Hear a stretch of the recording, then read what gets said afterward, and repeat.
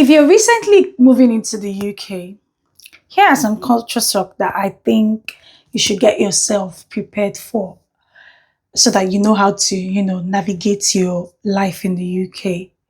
So the first thing you should know is that you know how back at home in Nigeria or wherever, which other African country that you're coming from, we would usually have like locks on our doors so that when we go inside our room, we're able to then lock the door. It's not the same thing in the UK here. So in the UK here, when you go inside your room, there is nothing like a lock for you to shut your door. There's no that privacy that you usually have. Let's say your mommy annoys you at home, or probably you just want to stay indoors and shut yourself out of the world, and or you just go inside your room, lock the door, and you are in there. Here in the UK, it's not like that. It's totally different. So people are able to just walk into your room, especially when you are a family that has kids. So your children are just able to open the door, mommy ready, and come inside your room like that. So just be aware of that. There's no privacy if you have your room in the UK with kids, especially. So another thing is life doesn't stop or pause when it's raining in the UK. Yes, you see the British people, even if it is raining, they just put on their raincoat or their jacket or whatever it is, and they are moving to wherever it is that they want to go to.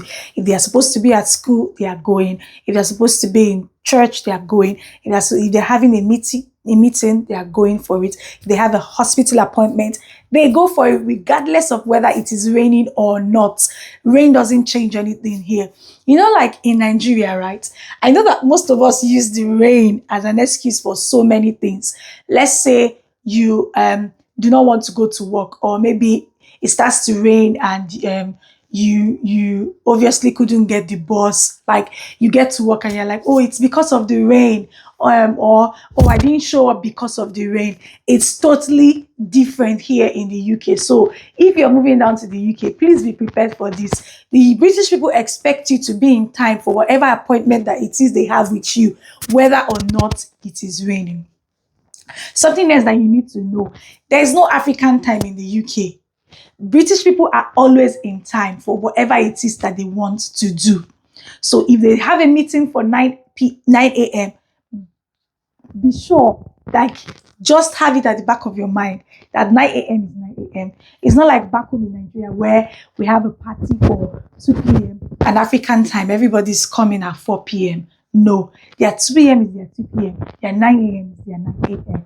Something else that you should know is, if you are the kind of person that doesn't keep to time, oh my God, you are going to be doing some 𝐜u𝐥t𝐮r𝐿 movement here. You know what is 𝐜u𝐥t𝐿 movement? You're going to be running, because even bus drivers, when it is 9 o'clock, they're supposed to pick you from a bus stop. If you are not there at 9 o'clock, forget about that bus. You are going late to that appointment or that work that you're going to.